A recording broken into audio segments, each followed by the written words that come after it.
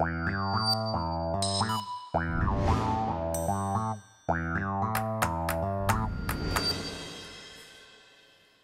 nous sommes les deux responsables du programme Dauphine Talent.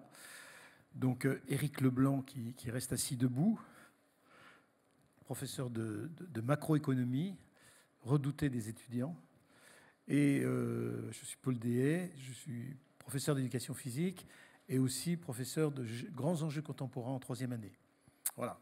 Alors, on est là pour vous présenter ce que c'est que le programme Talent, qui est parti d'un constat fait avec le président de l'université il y a quelques années, à savoir essayer de donner à des étudiants qui ont une passion, souvent qui date de très très longtemps, de leur permettre de continuer cette passion après le bac. Parce que généralement, on constate qu'un étudiant, qu'il soit artiste ou qu'il soit sportif, voire entrepreneur, à partir du moment où il a passé son bac, la société lui demande de faire vraiment un choix et c'est fini pour lui sa passion, souvent, parce qu'évidemment, il choisit plutôt l'avenir de ses études ou ses parents l'obligent à le faire, disons-le. Et c'est la fin d'une grande période de plaisir, de passion partagée. Donc, partant de ce constat-là, on a voulu essayer de donner la possibilité à ces étudiants-là de prolonger leur passion pendant un certain temps, là en l'occurrence au moins 4 ans, pour ne pas dire 5. Donc ce qu'on propose aux étudiants, quel que soit leur statut, on y reviendra dans un instant, c'est de poursuivre leur sport, leur compétition, leur répétition, donc quel que soit leur statut, encore une fois, poursuivre ce long cheminement en faisant des études, en conciliant avec des études de haut niveau. Donc le programme qu'on propose se fait sur la L1, licence première année, L2, L2 bis et L3. Le L3 étant donc abouti sur le diplôme licence des sciences des organisations ou de mathématiques, avec lequel on peut continuer, et généralement c'est ce que font les étudiants bien sûr, en Master 1, Master 2. Voilà. Donc nos étudiants vont faire leurs années de licence, théoriquement on les fait en 3 ans, nous on va leur proposer de le faire en 4 ans, donc L1, L2, L2 bis et L3. On va vraiment, Éric et moi, prendre ces étudiants L1, L2, L2 bis, j'allais dire entre 4 yeux pratiquement, c'est-à-dire on va vraiment les chouchouter, les coucouner, leur proposer un emploi du temps qui va partir sur la base d'une semaine par semestre, la première semaine du premier semestre, du deuxième semestre, etc., où là ils ont cours du lundi matin au vendredi soir, sans interruption, sur une semaine. Par contre, à partir de la deuxième semaine, ils auront cours tous les mardis de 8h30 à 13h30, donc 5 heures de cours le mardi matin, 5 heures de cours le jeudi matin, et c'est terminé pour ce cycle-là. Ce qui fait que ce sont des étudiants qui sont un petit peu livrés à eux-mêmes, c'est d'ailleurs pour ça qu'on les chouchoute et on les coucoune, puisque on leur dit souvent... Quand vous êtes en terminale, vous avez 40 heures de cours, grosso modo. Et puis là, vous rentrez à Dauphine et vous passez de 40 heures de cours à 10 heures de cours. Donc vous avez gagné 30 heures, oui. Et donc ces 30 heures, soit vous les utilisez mal, et on va veiller quand même malgré tout à ce que vous les utilisiez bien, bien évidemment. Mais si vous les utilisiez bien, ces 30 heures de cours que vous n'avez pas en terminale et avant, théoriquement, ça devrait vous permettre d'être le premier de la classe et puis d'être champion du monde, pour parler un peu, faire un raccourci un peu rapide, évidemment. Donc, bien encadrés, bien organisés, ce sont des étudiants qui vont effectivement pouvoir concilier des études de haut niveau avec un talent de haut niveau. Et on peut dire, on n'a pas encore fait, d'ailleurs, on pourrait le faire, le retour ou le bilan des 4 années, 5 années qui viennent de s'écouler pour savoir si on a fait le bilan par rapport aux étudiants et leurs études, on n'a pas fait le bilan par rapport à leur talent. Mais de mémoire, durant ces 4 années, tous les étudiants sans exception qui ont suivi ce programme ont progressé dans leur activité de talent. C'est quand même aussi remarquable, d'autant plus qu'évidemment, tous, pratiquement sans exception, ont été au bout de leur programme Dauphine qu'on leur propose. Alors jusqu'à présent, on n'a pas suffisamment de recul pour vous dire, ben voilà, on a des étudiants en Master 2, tout va bien pour eux, il n'y a pas de problème. La première promotion qui a commencé est en Master 1, mais je peux quand même vous dire que tout va bien pour eux, il n'y a pas de problème. Voilà. Donc, pour revenir maintenant au public auquel nous sommes confrontés et qui ont cette opportunité de rentrer en talent, on a 3 publics qui méritent quand même une petite définition. Oui. Tout d'abord, les sportifs de haut niveau. Donc les sportifs de haut niveau, on entend théoriquement par sportif de haut niveau une personne, un sportif, qui est couché sur une liste ministérielle qui a été proposée par le président de la fédération du sport en question, contresigné par le ministre des Sports. Donc généralement, sportif de haut niveau, un vrai sportif de haut niveau, c'est ça. Maintenant, on s'aperçoit que selon les fédérations, la fédération de football, par exemple, c'est une fédération où il y a énormément de monde, donc du coup, le haut niveau est extrêmement sélectif. Et pour être couché sur la liste de sportifs de haut niveau, il faut s'appeler Ribéry. Par exemple, il l'a été. Ça date un peu, Ribéry, mais voilà. Il faut être dans l'équipe de France nationale, évidemment.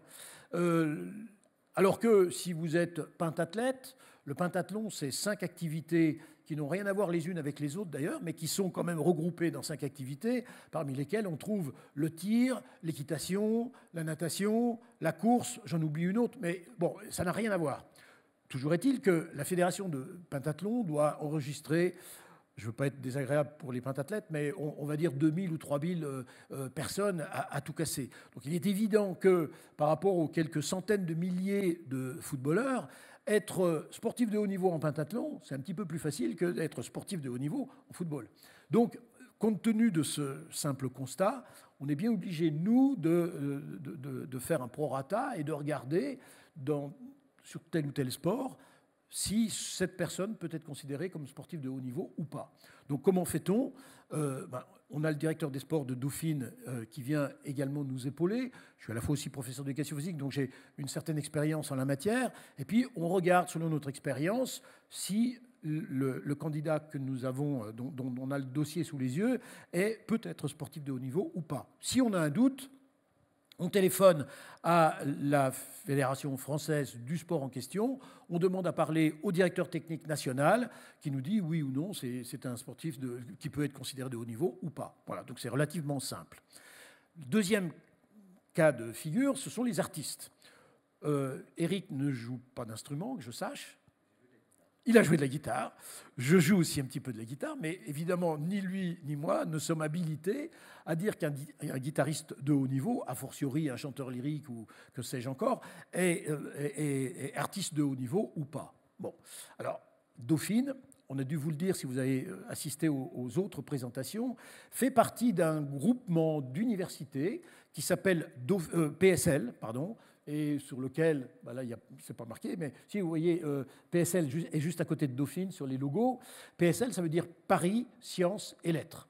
C'est une grande université qui regroupe 21 établissements universitaires. Pourquoi a-t-on fait ça? C'est pour avoir une simple lisibilité à l'international. Si un étudiant sort de Dauphine et va vendre son diplôme Dauphine, de Master 2 Dauphine, à Paris, théoriquement, il devrait avoir que l'embarras du choix pour trouver un bon emploi, une bonne rémunération, etc. Maintenant, s'il va se vendre au fin fond de la Chine ou au fin fond des États-Unis, ça va à peine placer, je vais être méchant, mais Paris sur la carte. Donc, évidemment, Dauphine, ils ne connaissent pas du tout. Donc, qu'est-ce qu'ils vont regarder? Ils vont regarder ce qu'on appelle le ranking international, le classement des universités, et ils vont regarder Dauphine, c'est pas dans les centièmes, c'est pas dans les 200e, Dauphine est 400e mondial. Donc évidemment, le diplôme Dauphine, franco-français, c'est super. En Chine ou ailleurs, c'est un petit peu plus différent, évidemment. Donc, qu'est-ce qu'on a fait?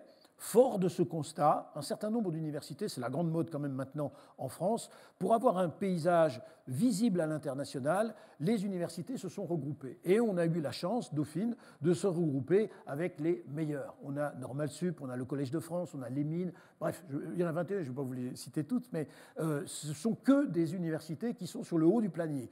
Moralité, conséquence, le diplôme Dauphine PSL maintenant n'est plus 21e, n'est plus 400e, mais il est 21e mondial. Donc vous voyez, les étudiants, entre autres, y ont gagné beaucoup en crédibilité et en visibilité, évidemment, à l'international. Donc nos étudiants ont vraiment vont avoir un diplôme extrêmement visible à l'international. Alors, je reviens sur notre deuxième panel. Nos étudiants artistes, cette fois, sont des artistes qui vont être de tous bords. Donc il peut y avoir des gens du théâtre, il peut y avoir des musiciens, etc., etc. Et pourquoi je vous ai parlé de PSL? C'est qu'on a la chance, à PSL, d'avoir regroupé dans les 21 établissements tous les établissements d'art, le plus haut soit-il. C'est-à-dire qu'on a le CNSM, c'est-à-dire le Conservatoire national supérieur de musique et de danse de Paris, il n'y a pas plus haut. Le Conservatoire national des beaux-arts, il n'y a pas plus haut, etc., etc. Toutes les écoles d'art sont recensées dans PSL. Donc pour nous, c'est un petit peu facile. Lorsqu'on a un étudiant guitariste qui vient, ni Eric ni moi sommes habilités à dire qu'il est bon. Par contre, on va téléphoner au directeur des études du Conservatoire national supérieur de musique et de danse supérieure qui s'appelle Philippe Brandéis, et qui nous, Philippe Brandéis, qui nous dit au regard du dossier que tu m'as envoyé, tu peux le prendre, c'est un artiste de haut niveau. Voilà, donc on est assez bordé, blindé sur avec finalement pas tellement d'erreurs possibles, sur cette capacité de choisir les sportifs d'un côté, les artistes de l'autre, puis j'arrive à la troisième catégorie qui sont les entrepreneurs. Alors les entrepreneurs, ce sont des étudiants qui ont une idée, soit en première, soit en terminale, généralement pas avant, mais dans ces eaux-là, et qu'ils essayent d'exploiter pour vendre et faire une société. Donc ils créent eux-mêmes une entreprise. Et contre toute attente, il y en a de plus en plus. Donc, que font ces étudiants-là? Eh bien, ils commencent à exploiter leur entreprise, à fonder leur société, et ils s'aperçoivent qu'évidemment, faire cette société, ça ne demande pas 5 minutes, quoi. Et ils ont un petit peu les fesses entre deux chaises, entre continuer leurs études et concilier leurs études avec ce système qui est, croyez-moi, tout aussi prenant qu'un sportif de haut niveau qui fait 6 heures d'entraînement par jour, ou artiste de haut niveau qui fait 6 heures de répétition par jour. Voilà. Donc, comment les recrute-t-on? On va les recruter avec le système Bolero, mais j'y reviendrai dans un instant. Et puis, ces étudiants entrepreneurs sont convoqués par notre système d'entrepreneuriat Dauphine qui s'appelle Destart, où là, ils sont invités à présenter leur projet à la personne compétente et qui nous dit derrière oui ou non, c'est effectivement une idée intéressante et on peut considérer que cet étudiant-là, on peut le faire rentrer dans le programme Talent. Voilà, brosser un petit peu la manière dont... Je répondrai aux questions après si vous voulez bien. Comment sélectionne-t-on nos étudiants sur l'aspect talent? Maintenant, je viens un tout petit peu sur l'aspect académique. Donc, nos étudiants sont soit issus de classes S, soit ES. Quelques-uns viennent de programmes annexes. On est les seuls d'ailleurs à Dauphine à les accepter. Par exemple, des étudiants de terminale L, nous en avons quelques-uns. Et la première qu'on a prise s'appelle Marion. Elle est d'ailleurs en photo sur le... Et Marion venait d'un bac S, d'un bac L, pardon. Nous l'avons pris un petit peu, presque pas à regret, mais bon, en croisant les doigts pour elle. Et il se trouve qu'elle était brillantissime dans tout son cursus, parce que maintenant elle est en master, et tout s'est bien passé. Ce qui fait que ça nous a autorisé à dire à l'administration de Dauphine, bah, écoutez, vous ne prenez pas de formation littéraire, mais vous voyez, à travers cette étudiante-là, bah, c'est peut-être un tort. Donc, toujours est-il que nous avons été autorisés à continuer à prendre des étudiants avec un bac L, s'il y en a qui se trouvent. Alors, comment les recrute-t-on? Notre commission de sélection se déroule courant mai, on va dire, oui, fin de première quinzaine de mai, et nous convoquons un certain nombre de personnes de Dauphine, les directeurs des études des différentes écoles d'art quand nous sommes saisis par des candidatures particulières. Et puis, la première chose que nous regardons, c'est le score Bolero. Donc, le score Bolero, c'est un algorithme qui a été fait par nos mathématiciens de la maison, qui est revu chaque année et qui permet de dire à la sortie et à la vision et à la comparaison de cet algorithme, oui, cet étudiant-là n'a pas de lacune et il va pouvoir suivre les études de Dauphine sans problème, si son score Bolero est dans l'attente que nous avons. Si par contre, son score Bolero est en dessous, pourquoi on ne prend pas l'étudiant? On ne le prend pas parce que tout simplement, on sait, par expérience. Ça fait 37 ans que je suis à Dauphine et Bolero, j'ai toujours vu, même si ça ne s'appelait pas comme ça au départ, on sait d'expérience que si on accepte un étudiant qui n'est pas dans cette norme Bolero, que nous donne l'algorithme, on l'envoie à l'abattoir, on l'envoie dans le mur. Donc ce n'est pas la peine de donner une espérance à un étudiant tout en sachant en arrière-fond qu'il a trop de lacunes et il va, d'une certaine manière, se planter. Ce ne serait pas très honnête de notre part. Donc c'est pour ça que Bolero est très important. Et dans notre sélection, on regarde le score Bolero. Si le score Bolero est dans notre attente, on regarde le parcours talent. Évidemment, si le score Bolero n'est pas dans notre attente, pour le coup, on ne regarde même pas le score, le talent en question. Voilà comment se passe la sélection. Je crois vous avoir à peu près tout dit en ce qui me concerne. Je vais passer la parole à mon collègue et on répondra bien évidemment à vos questions après. Merci de votre attention. Les deux choses que j'ai à vous dire à propos de ce score, c'est qu'il est fondé sur les notes de première et du début de la terminale, les 2 premiers semestres, ainsi que les notes des épreuves anticipées du bac, et que ce score, ce qui nous permet d'avoir toute confiance en fait dans la valeur qu'il nous donne et l'information qu'il nous renvoie, c'est on ne prend pas naïvement, on a essayé de le corréler, enfin regarder dans quelle mesure il était corrélé à la probabilité de réussite en fait dans Dauphine pour les 2 premières années, et globalement ça marche très bien. C'est-à-dire que globalement la manière dont le score classe les étudiants en fait est un très bon reflet du classement qu'ils peuvent espérer en fait dans l'université, et aussi de leur probabilité d'achever les 2 premières années de licence sans encombre. Manifestement, c'était l'objectif souhaité et c'est l'objectif atteint. Donc après, on a raison d'avoir confiance dans ce score. La deuxième chose... Oui, pour continuer un tout petit peu sur ce que dit Eric, parce que c'est très important, on a évidemment des retours quelques mois après d'étudiants qui me disent « Oui, vous ne m'avez pas accepté, parce que j'ai quand même eu mon bac S avec mention très bien. Donc votre truc, il ne marche pas. » Ce qu'il faut quand même savoir, c'est qu'on a 7000 candidatures, grosso modo, chaque année, et que sur les 7000 candidatures, au regard de la probabilité du nombre d'étudiants bac S qui vont avoir leur bac mention très bien, sur les 7000, il y en a grosso modo 2000, ou 1500 à 2000. Donc vous vous rendez bien compte que sur les 2000, on n'en prend que 700, il y en a quand même 1300 qui restent à la porte, alors qu'ils ont eu pourtant leur mention très bien. Donc voilà, je voulais simplement préciser ça. Le système Bolero, vraiment, on insiste là-dessus, marche très très bien. Et pour nous, comme pour vous, parents, c'est une garantie, parce que si le jeune entre, il ira au bout. Et oui, en effet, dans le programme Talent, si on regarde les statistiques des dernières années, on a à peu près un étudiant sur 30 admis qui malheureusement redouble sa première année de licence. Ça fait 3%, c'est pas grand-chose, c'est moins que la moyenne du parcours classique, et c'est bien entendu beaucoup moins que ce qu'on pourrait avoir dans n'importe quelle fac ou première année d'éco-gestion par ailleurs. Donc c'est que manifestement ça marche plutôt bien. Deuxième point, c'est justement cette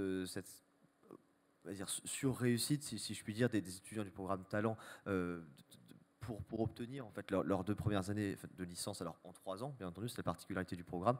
Elle tient aussi à à l'engagement de Paul et de moi, et d'une manière générale de l'équipe autour des talents. C'est-à-dire qu'on va passer un temps à certains à les encadrer, à apprendre à les connaître aussi. Au début de l'année, on va passer à peu près entre 20 et 30 minutes avec chacun pour un peu comprendre comment est-ce qu'ils s'organisent, quelles sont les contraintes liées à leur activité sportive, à leur activité artistique, comprendre concrètement comment va s'organiser leur vie dans ce programme talent. Et les aider à cela aussi, hein, comme l'a dit tout à fait justement Paul, on vous redonne 30 heures hebdomadaires via l'économie de temps passé en cours que par rapport à l'année de terminale pour quelqu'un qui suit une terminale sans horaire aménagé. Ces 30 heures-là, il faut les utiliser intelligemment et c'est aussi ce pourquoi on va rencontrer des étudiants pour les aider à cela.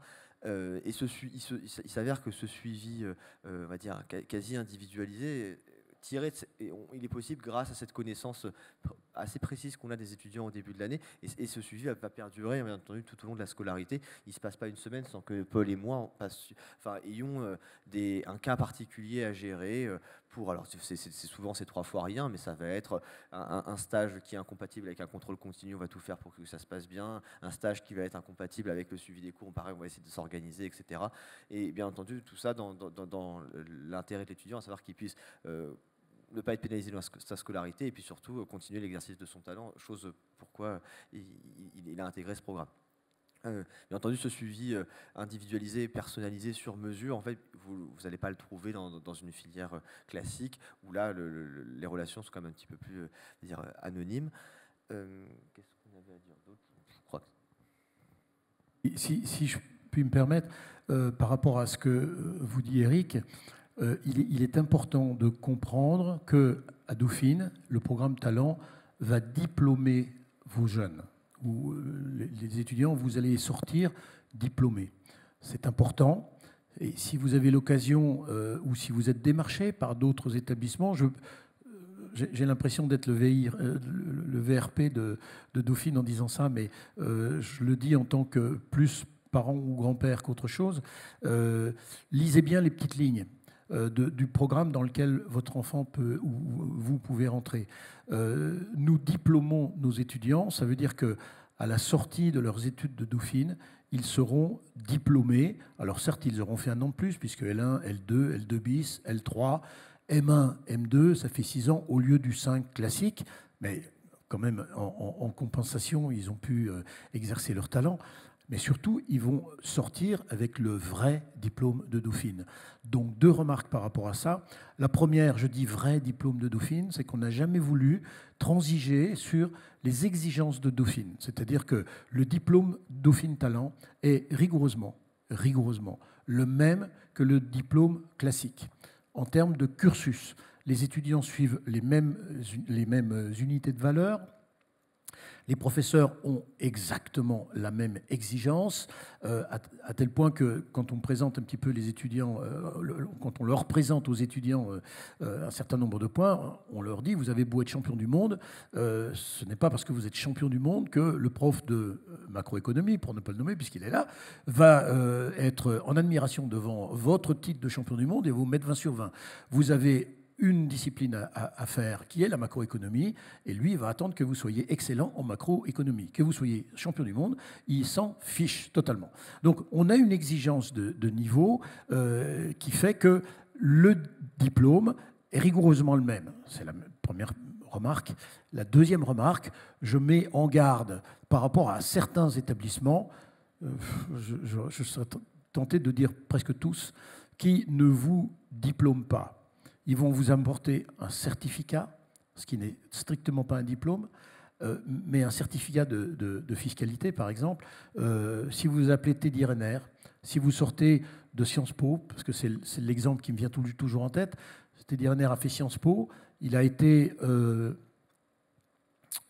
a fait beaucoup de buzz autour de Teddy Riner qui faisait Sciences Po. Or, finalement... Quand on regarde, il est parti en claquant la porte quand il s'est aperçu que Sciences Po exploitait son nom, exploitait ses titres, mais qu'il n'allait que le certifier en fiscalité, puisque c'était la matière qu'il avait choisie, et qu'il allait être certifié en fiscalité, mais absolument pas diplômé de Sciences Po. Donc la nuance est quand même plus qu'importante, si vous me permettez l'expression. C'est capital, on diplôme les étudiants, et que vous veniez à Dauphine ou que vous alliez ailleurs, peu importe, regardez bien, mon conseil, regardez bien les petites lignes.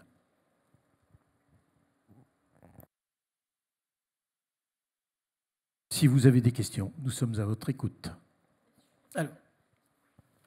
Je suis surprise parce qu'on m'a dit qu'il fallait être en troisième cycle au conservatoire pour pouvoir rentrer dans la filière jeunes talents. Alors, si vous voulez, c'est ce que nous avons écrit. Nous avons écrit, il faut être titulaire d'un troisième cycle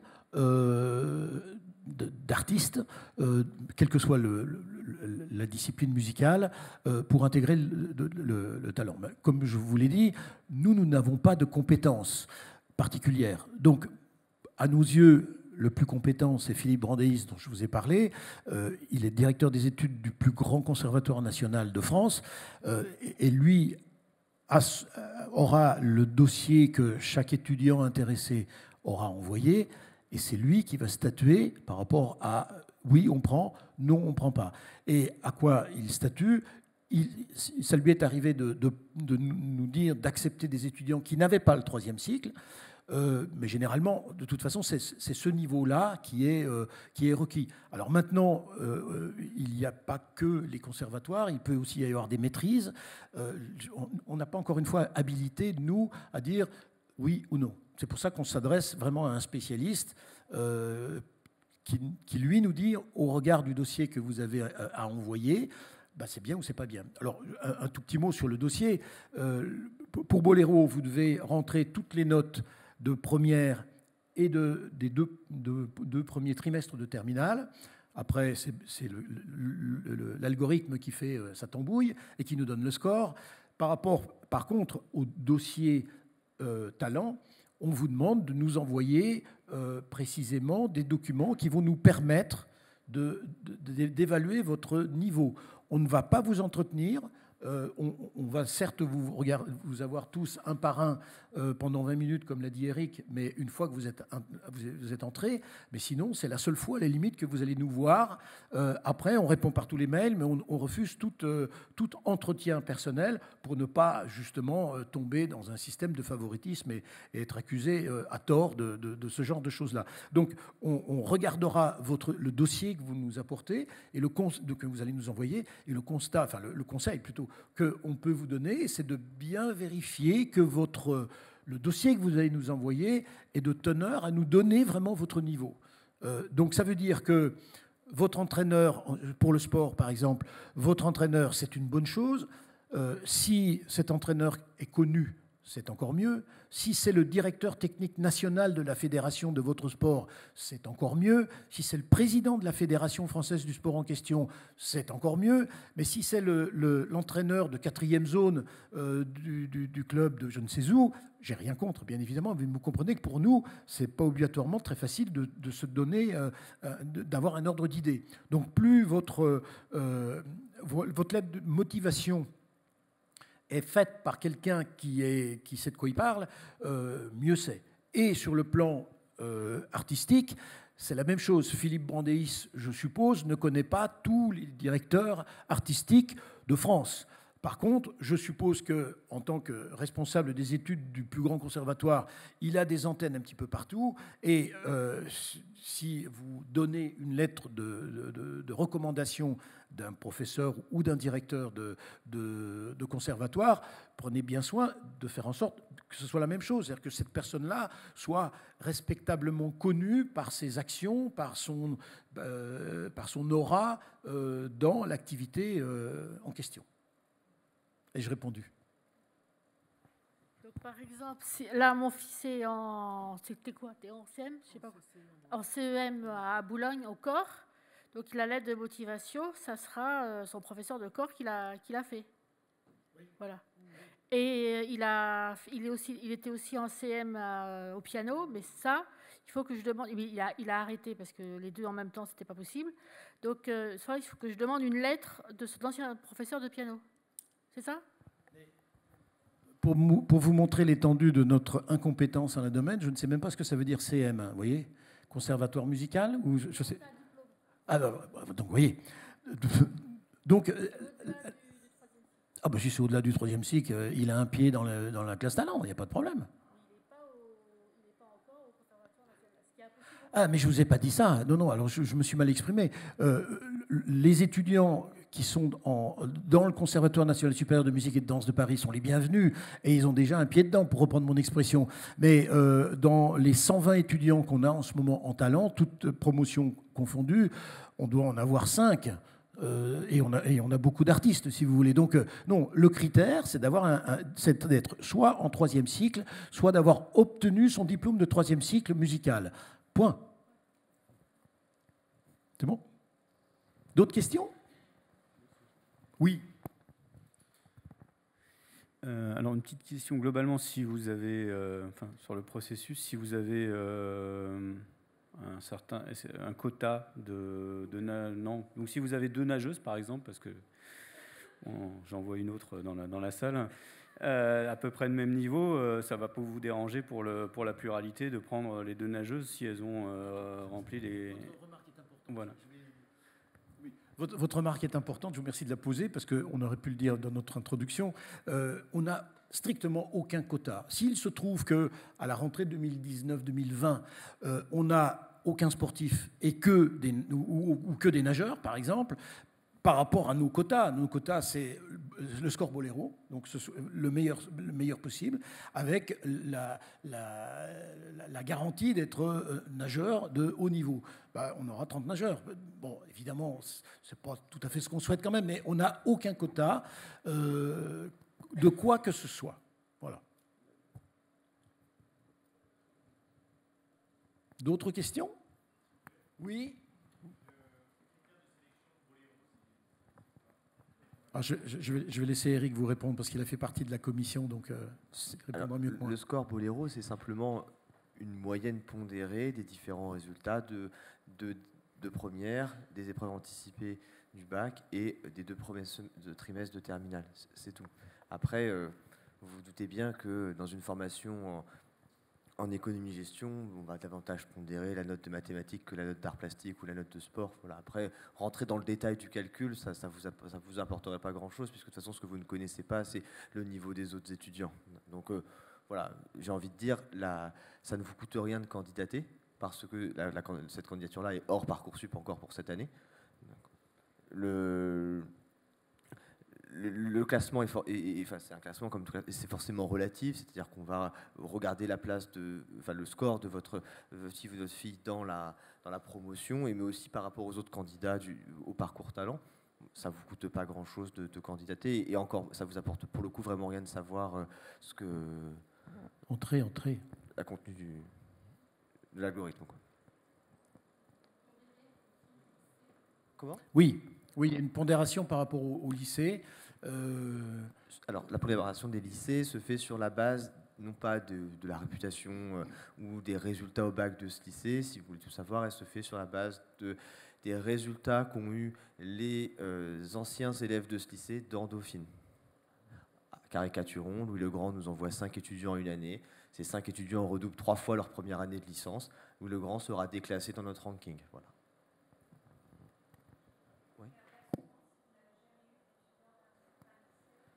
Si on n'a jamais eu d'étudiants de certains lycées, ça poserait plus de problèmes dans la procédure classique, dans la procédure talent, compte tenu du relativement faible nombre de dossiers qu'on a, on va dire entre 100 et 200.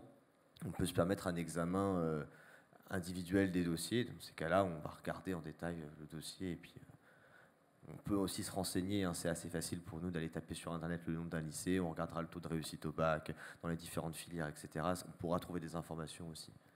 On a 900 lycées référencés quand même, donc théoriquement, bon. Il peut y avoir des exceptions, et quand il y en a une exception, comme le dit Eric, on regarde, puisqu'on les a, on regarde les notes des étudiants dans différentes disciplines, bien sûr. Je reviens sur quand même la notion que moi j'appelle les quotas. Il n'y a aucun quota dans toutes les activités sportives, aucun quota dans toutes les activités artistiques, et tous les artistes, comme tous les sportifs, sont les bienvenus. Il se trouve que ce matin, on a eu une demoiselle qui est intéressée par les arts plastiques. Pour l'instant, on n'a eu personne en arts plastiques, personne. On a des chanteurs lyriques, on a des instrumentistes quasiment de tous bords, mais pas encore d'art plastique. Donc, la question qui nous était posée, comment vous allez juger? Là, c'est exactement pareil. On regarde le référentiel de PSL. Il se trouve que nous avons le Conservatoire national supérieur des arts, je ne sais pas si c'est pas plastique, non, c'est pas ce nom-là, mais enfin... Non, il y a les beaux-arts, mais il y en a un autre. Non, je confonds avec les arts décoratifs. Et donc, on demande au directeur des études de venir. Il analyse le dossier c'est une demoiselle en l'occurrence, et son dossier va être constitué de quoi? Des photos, des expositions qu'elle a pu faire, etc., etc. Et c'est lui, bien évidemment, qui va nous dire effectivement, ça justifie qu'elle rentre en classe talent à la rubrique art plastique. Voilà. Donc il n'y a vraiment aucun quota par rapport à ça. Si on n'a que des nageurs, on fera avec. Si on n'a que des arts plastiques, on fera avec. Toujours est-il que tous les sports sont les bienvenus. Tous les artistes sont les bienvenus. Et au niveau artiste-entrepreneur, étudiant-entrepreneur, c'est la même chose. D'autres questions? Oui. Mademoiselle. Moi, c'est une question pour la L3. Oui. Parce qu'on a compris l'aménagement pour L1, L2, L2 bis. Comment sont aménagés les horaires? Puisque là, je comprends qu'il y aurait Alors, deux petites remarques, puis je vais passer aussi la parole à mon collègue. La première remarque, c'est en L3, Dauphine insiste beaucoup à ce que les étudiants partent à l'étranger. Donc, on a le cas d'une étudiante, c'est aussi à titre anecdotique, elle s'appelle Anne Kuhn. Elle a été membre de l'équipe de France de gymnastique. Elle a fait les Jeux Olympiques de Rio, les Jeux Olympiques de Londres. Et à l'issue de ces Jeux Olympiques, elle s'est entendue dire qu'elle était trop vieille pour continuer, avec une grande délicatesse. Je vous laisse deviner l'état de la gamine derrière. Et elle nous a demandé de voir si on pouvait éventuellement lui trouver un prolongement de sa carrière, éventuellement à l'étranger. Et elle est partie en Arizona, à l'université de Phoenix, où là, l'université de Phoenix lui a fait, d'une certaine manière, je ne veux pas dire un pont d'or, il ne faut pas exagérer, mais lui a offert les droits ce qui est déjà pas mal quand même. Et donc, ça fait 1 an elle a prolongé d'ailleurs de 6 mois son semestre, ça fait 1 an qu'elle est en formation à Phoenix, Arizona, en tant que licence du programme Talent. Voilà. Alors, après, pour répondre à votre question précisément, je laisse mon anecdote étant finie, la parole à Eric. Donc, historiquement, ce n'était pas prévu. C'est-à-dire qu'il y a 3... Vous comprenez un peu la complexité de la chose. Il y a des étudiants du parcours talent qui suivent donc le même cursus que le cursus classique, mais aménagé sur 3 ans et non 2. Et c'est le suivi de ces 2 premières années, en 3 pour les talents, donne l'accès en fait à 3 types de licences: la licence économie appliquée, la licence sciences sociales et la licence de gestion. Vous voyez, ça décuplait en fait le nombre d'aménagements à faire. Donc au début, on s'est dit ça ne sera pas possible. Dans la pratique, il se trouve que c'est une demande en fait des étudiants, et donc on a réagi et on propose. Alors, on ne peut pas matériellement avoir un groupe spécifique talent dans chacune des licences, parce que par exemple la licence sciences sociales, ils vont peut-être être que 2. Là pour le coup, ce serait impossible. Par contre, on va mettre en place avec eux un contrat pédagogique. Donc c'est pareil, ils auront un référent talent qui va les suivre. Et si leur souhait est d'aménager la licence sur 2 ans, ce souhait sera exaucé avec le regard, on va dire, expert d'un enseignant qui va leur dire, voilà, cette année-là, tu peux valider telle et telle matière parce qu'elles sont reliées. Et puis l'année suivante, tu as tel ou autre groupe de matières. Et puis, par ailleurs, l'aménagement d'un emploi du temps sera possible. Alors, non pas au sein d'un groupe spécifique, mais en lui disant, voilà, si tu veux suivre le cours d'analyse financière et que tu es disponible pour être là le lundi matin, il y a tel groupe qui a analyse financière le lundi matin. Si tu veux suivre, je sais pas moi, gestion des ressources humaines également, tu as ce groupe-là dans la foulée, ça ne sera pas dans le même groupe, mais un aménagement sera possible. Bon, alors, ce qui complexifie encore les choses, mais pour le coup, je pense qu'au niveau budgétaire, ce n'était pas possible d'avoir un gros spécifique talent. Pour anticiper une autre question, donc là, ça fait écho à ce que disait Paul tout à l'heure. Il nous a dit, en fait, le programme, on peut arriver à obtenir sa licence au sein de Paris Dauphine en talent en normalement 4 ans, voire 5 ans, en fait, du coup, parce que ça rajoute 2 ans au lieu d'une pour la dernière année, la licence 3. Au niveau du master, donc les étudiants du programme talent, en fait, de la première génération intègrent désormais les masters de Dauphine sans trop de difficultés. là, je pense que le cheminement sera le même, avec encore plus de difficultés vu le nombre de masters disponibles dans l'université, mais ça sera du cas par cas. Et je pense que les responsables de master, on a déjà eu un témoignage dans ce sens, sont tout à fait enclins à connaître les étudiants du programme Talent et à prendre en compte leurs spécificités et pourquoi pas aménager aussi Après, c'est à construire parce que la première génération arrive seulement à ce niveau-là, en fait. D'autres questions? Ah oui. En fait, c'était une question sur l'international. Oui. Ce serait plutôt, du coup, si c'est en L3, on part sur un semestre, c'est sur des facs qui sont déjà partenaires ou est-ce que si on démarche des facs typiquement pour aller nager, c'est pas pensé que... Oui, je ne vais pas vous donner le chiffre exact parce que je risquerais de dire des bêtises, mais on a à peu près 180 accords internationaux avec les universités étrangères qui couvrent absolument tout le globe. Donc, bon, que vous ne trouviez pas votre bonheur, enfin que l'étudiant ne trouve pas son bonheur dans ça, il y a vraiment tous les continents, de la Chine en passant par l'Australie jusqu'à évidemment les États-Unis, l'Afrique, etc. Vous trouverez, c'est pas le problème. Et j'ai envie de rajouter, il y a ces universités partenaires et on a même eu le cas il y a 2 ans d'une volleyeuse qui du coup voulait à tout prix trouver une fac américaine pour pouvoir jouer dans une équipe universitaire de volley. Et en fait, elle a monté elle-même entre guillemets son partenariat, alors avec le regard attentif d'un enseignant qui a jugé en fait de la pertinence des cours qu'elle allait choisir. Et donc ça a encore élargi, j'ai envie de dire, les possibilités. Et du coup, pour la natation, ce serait pareil, bien entendu. Oui.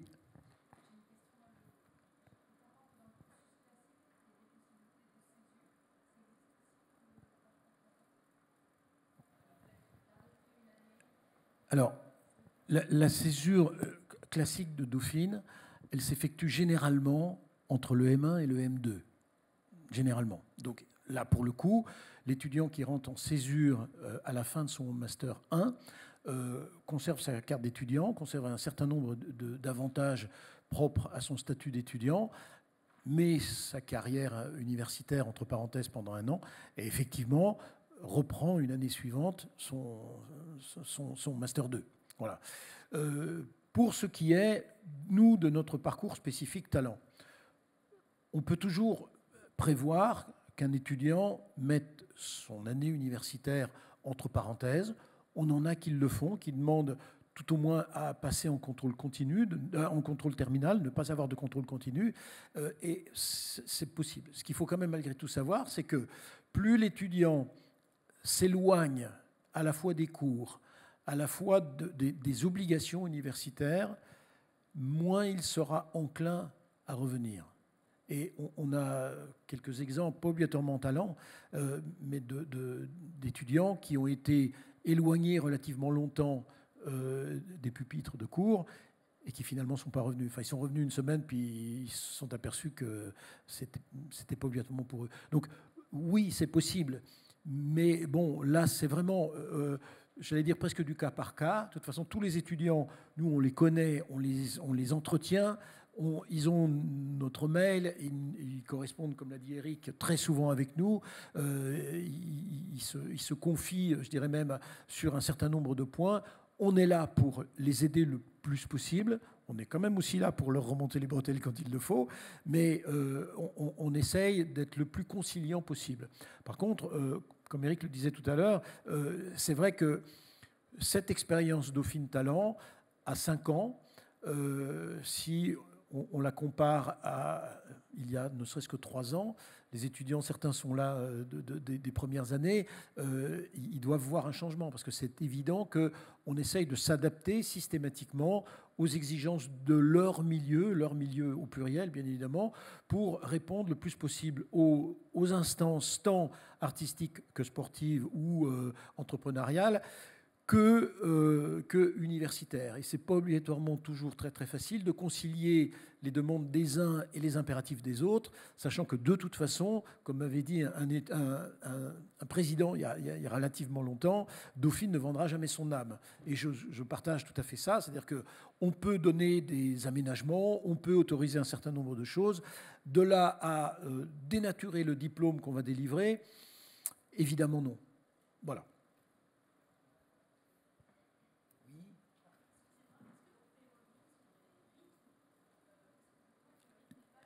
Les rythmes. Si, les rythmes sont tout le temps les mêmes pendant les 4 années, L1, L2, L2 bis, les 3 années. Non, alors je comprends votre question, c'est à propos des deux filières. Non, nous, on a parlé exclusivement de la filière sciences des organisations. Le rythme mathématique de la filière MIDO, mathématiques informatique économie, est spécifique. Et à ce titre, je vous invite à aller voir plutôt Alexandra Vougoustidis, qui du coup saura vous expliquer les spécificités un peu de l'organisation dans sa filière.